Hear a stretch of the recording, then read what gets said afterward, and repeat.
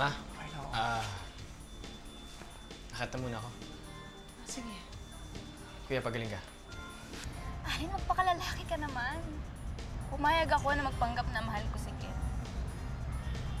Dahil sa'yo. Dahil mahal kita. Jenny, I'm sorry. Siguro kailangan natin itong space na to. Bilang respeto rin sana sa kuya ko. Do you really wanna talk about respect? Kung talagang nire-respeto mo yung kuya mo, hindi mo sana siya niloko. Kung talagang nire-respeto mo ako at ang relasyon natin, hindi mo sana ako isusubo sa isang sitwasyon na alanganin.